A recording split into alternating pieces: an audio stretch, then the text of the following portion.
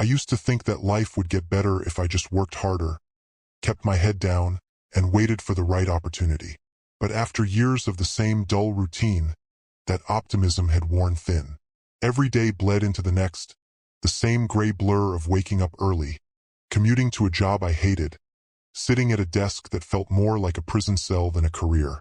My boss barely noticed I existed, my coworkers were just faces I passed in hallways, and my friends, well, I hadn't spoken to most of them in months.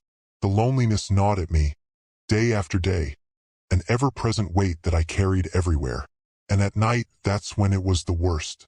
Lying in bed, staring at the ceiling, I couldn't stop the thoughts from creeping in. The regrets, the what-ifs.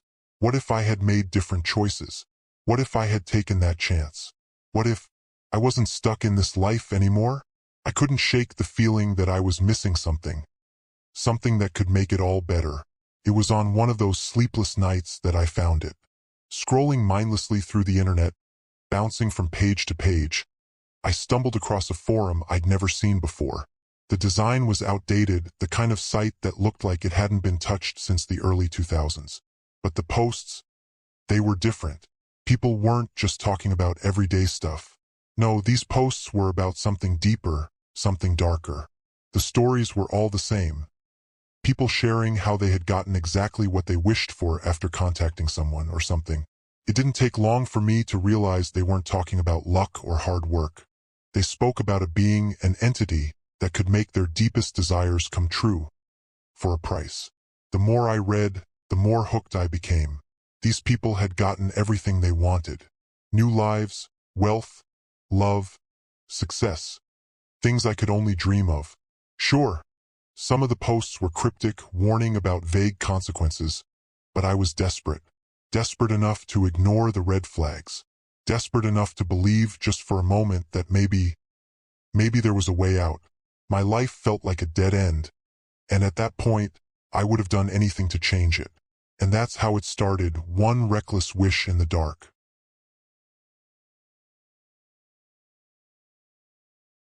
I didn't even believe in it at first. I mean, who would? The whole thing felt ridiculous, like some kind of urban legend people passed around on the internet. But that night, sitting in the dim glow of my computer screen, I felt this pull. A strange mix of curiosity and desperation. I had nothing to lose, right? So, I typed it out, something simple but honest. I just want my life to be different. I want to be happy, no matter what it takes. My fingers hovered over the keyboard for a second, feeling a twinge of doubt. But before I could second-guess myself, I hit send and watched the screen refresh. No fireworks, no dramatic response. Just my post added to a long list of others. I closed my laptop, feeling foolish. Of course, nothing would happen. It was just another late-night distraction.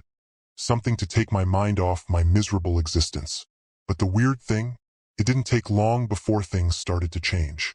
The next morning, my boss called me into his office. For a moment, I braced myself for bad news. Maybe I was finally getting fired. But instead, he offered me a promotion. Out of nowhere. I had barely even done anything to deserve it. But there it was, more money, more respect, a nicer office. I should have been suspicious, but I wasn't. I was too busy basking in the sudden stroke of luck. Then, a few days later, I met her. It was one of those chance encounters that felt almost scripted, too perfect to be real. Her name was Claire. We hit it off immediately, something I hadn't felt in years. She was funny, beautiful, and seemed genuinely interested in me. For the first time in as long as I could remember, I felt happy. It was like everything was finally falling into place. Work was better than ever. My social life was blossoming, and Claire and I were inseparable. It felt like I had turned a corner, like all the bad luck and disappointment had melted away overnight.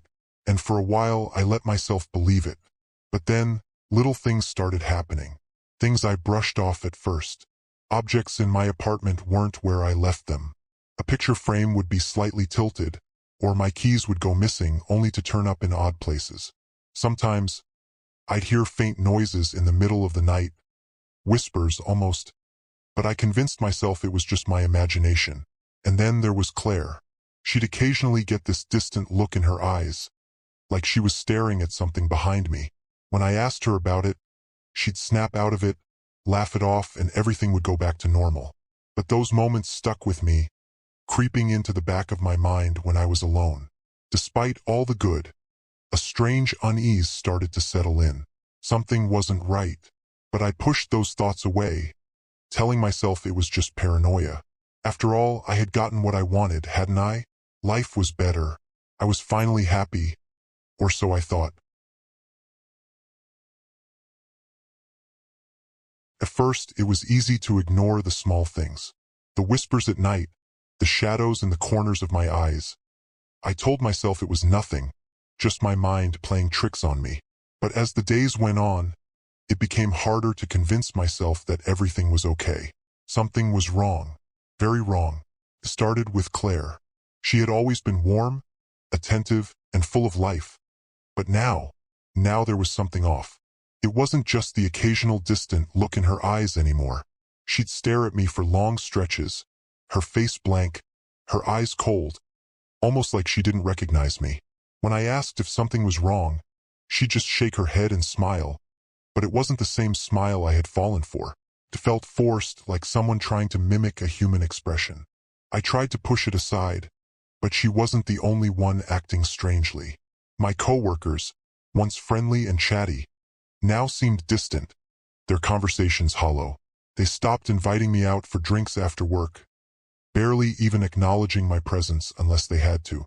And when they did, their eyes would linger on me just a little too long, as if they were sizing me up. It was subtle at first, but over time it became impossible to ignore. It was like they all knew something I didn't. And then there were the things happening in my apartment. It had gone beyond misplaced keys or tilted pictures. I'd hear footsteps pacing in the hallway late at night, even though I lived alone. The whispers, once faint, grew louder, almost insistent. I'd wake up to find doors open that I had locked, lights flickering without explanation. And the shadows didn't make sense. They didn't belong to anything or anyone. They moved on their own, creeping along the walls as if they were alive. One night, I woke up at 3 a.m. to the sound of something scraping along the floor. My heart pounded as I sat up, straining to listen. It was coming from the hallway, a slow, deliberate sound. I forced myself out of bed, every nerve screaming at me to stay put, and I walked toward the noise. When I reached the door, I saw it, a shadow that didn't match anything in the room. It stretched across the floor, long and distorted, but there was no source, no person or object to cast it. I froze, unable to move as it slowly turned toward me, as if it knew I was watching. I slammed the door and didn't sleep the rest of the night. The paranoia set in quickly after that. I started avoiding Claire, avoiding my coworkers. I couldn't trust anyone anymore. People seemed off, wrong, like their skin was just a mask hiding something beneath. Every time I looked at someone, I had this horrible feeling that they were watching me, even when their backs were turned. The world around me felt thinner, somehow like reality itself was fraying at the edges. I tried reaching out to friends, but most of them had disappeared. Phone numbers disconnected, social media profiles deleted, gone, as if they had never existed. Even Claire started slipping away. She'd vanish for hours without telling me where she'd been, and when I asked, her answers were vague, like she couldn't remember or didn't care. And the worst part was, every time I looked at her, I felt this creeping dread, like the woman I knew was gone, and something else had taken her place. I couldn't shake the feeling that I was being watched, not just by Claire or my coworkers, but by something else, something unseen. It was always there, lurking just beyond my vision, waiting. The whispers grew louder, and I could feel eyes on me even when I was alone. The happiness I had once felt, the joy of my new life, it was gone, replaced by an overwhelming sense of dread. I had made a wish for happiness, for change, and now I was paying the price. But what terrified me the most was this. I knew the worst was yet to come. The fear had become unbearable. I couldn't sleep, couldn't think straight. Everywhere I went, I felt watched, hunted, like there was something just out of sight, waiting for me to let my guard down. Claire was barely even around anymore, her once warm presence replaced by a cold, unsettling distance. And those shadows in my apartment, they had become a constant, twisting in the corners of every room, flickering just outside my field of vision. I was losing my mind, and I knew it, but I couldn't stop myself from searching for answers. Desperation drove me back to the forum. I hadn't visited it since the night I made the wish, but something deep inside me told me that whatever was happening to me started there. The page loaded slowly, and the old, clunky design felt even more ominous now. I scrolled past the posts I had read before, the ones that had promised happiness and success, and went deeper into the threads I hadn't seen the first time. That's when I found the warnings. User after user had posted desperate pleas, their stories eerily similar to mine. They talked about wishes granted. At first, everything was perfect, just like they had asked. But then, things changed. Their lives began to unravel. People disappeared, strange occurrences plagued them, and they felt something watching them, something sinister. And the worst part? It wasn't just that their wishes had a price. It was that the entity granting them was playing a cruel game, taking far more than it gave. I read one post over and over again, my heart racing as the words sank in. It's not a blessing, it's a curse. It gives you what you want, but it takes pieces of your life in return. People vanish, memories fade, and soon, you're left with nothing but fear. Don't make the wish. Whatever you do, don't make the wish. Another user described a being, a dark force they had come face to face with after everything started to fall apart. They called it the Collector, something ancient and malicious that feeds off the desires of the desperate. It doesn't care about your happiness. It cares about what it can take from you and those around you. I slammed the laptop shut, my hands shaking. How could I have been so stupid? How could I have ignored the warnings, let myself believe in some quick fix to all my problems? But it was too late. The wish had been made, and now the price was being collected. That night, I couldn't stay in my apartment any longer. The shadows had grown bolder, moving openly across the walls, as if they were alive. The whispers were no longer just whispers. They were voices, calling my name, taunting me. I grabbed my jacket and bolted, running into the street without looking back. But no matter where I went, I felt it. That presence.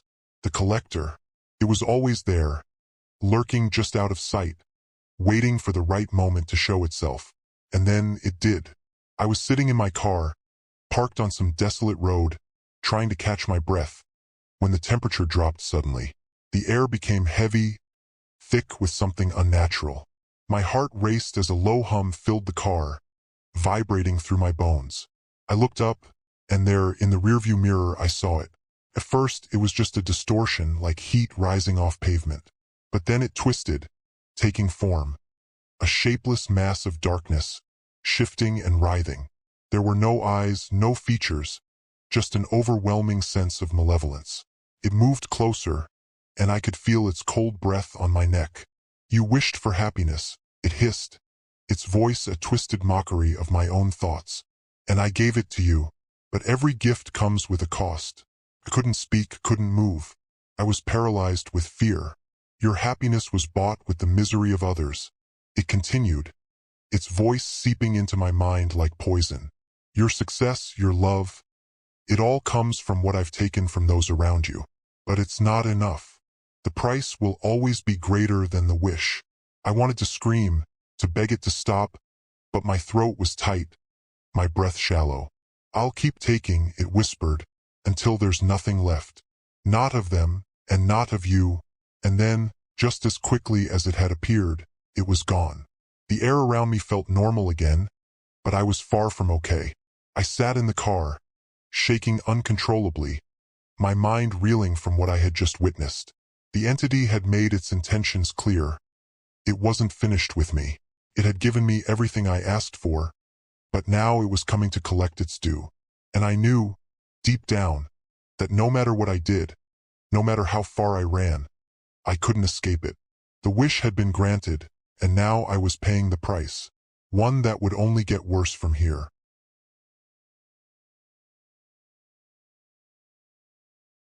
I spent days in a haze after my encounter with the entity.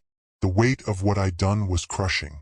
Every good thing in my life, the promotion, the relationship, the fleeting sense of happiness, it had all come at the cost of someone else's suffering. That was the real price of my wish. I had traded their well-being for my own selfish desires, and now I couldn't escape the knowledge that I had destroyed lives to build mine. The signs were all around me. Claire hadn't just drifted away, she was deteriorating. She barely spoke anymore, her eyes empty, her movements mechanical. It was as if her soul had been hollowed out, leaving behind a shell of the woman I once knew. My co-workers had become lifeless too, their faces pale, their eyes vacant, like puppets cut from their strings. And my friends, the ones who had vanished, I didn't even know if they were still alive. I had taken everything from them without even realizing it. The whispers that had haunted me for weeks had stopped. The entity didn't need to taunt me anymore. I understood the deal now. My wish wasn't a blessing. It was a curse, and the collector was still waiting for its final payment. It wasn't long before it came to me again. This time, it didn't wait for the dead of night. I was sitting in my apartment, staring blankly at the wall, when the air turned cold, and the familiar hum filled the room. I didn't bother running. There was nowhere to go. The shadows in the room shifted, and the entity emerged once again, formless, a dark mass of twisting energy. I could feel it watching me, even without eyes, as its voice slithered through my mind. "You understand now," it said, almost smug, "the cost of your wish." I nodded, unable to find the words. "But it's not over yet. There's still one more choice to make." I looked up, my heart pounding in my chest, knowing what was coming but dreading it all the same. "You can take back what you've gained," it said, its voice dripping with malice, "but the suffering will be yours to bear. Every piece of joy, every success you've stolen will return to those you took it from, and you will be left with the weight of their misery." Or paused, letting the words hang in the air like poison. "You can pass the curse on to someone else. Make them the next to wish, and the cycle will continue. The choice is yours." My stomach turned. I had already caused so much damage. Could I really take it all back, even if it meant losing everything? Could I face that kind of pain? The alternative was horrifying. Condemning another person to this nightmare, knowing they would suffer as I had. It would be easy. So easy. I could find someone desperate, someone willing to believe in a quick fix, just like I had. But could I live with myself if I did? I sat there for what felt like hours, my mind racing. The entity waited, patient, knowing that the choice I made would shape the rest of my life, what little was left of it. In the end, I knew what I had to do. "I'll take it," I whispered, my voice barely audible. "I'll take it all back." The entity's form rippled, its laughter echoing inside my skull. "Very well," it hissed. "The suffering will be yours." And with that, the air grew colder, and I felt a crushing weight settle over me, as if my entire soul was being pulled apart. The happiness I had once felt, the success, the love, it all slipped away, replaced by a gnawing emptiness. Claire's eyes slowly regained their warmth, my co-workers returned to their normal selves, and I could feel the misery flooding into me, filling every corner of my mind. It wasn't just sadness or regret. It was despair, a deep, endless void that consumed everything. I had taken their suffering, and now it was mine to bear. The entity was gone, but its presence lingered, a constant reminder of the choice I had made. I had saved them, but at the cost of myself. And I knew, no matter what happened from here, I would never escape it.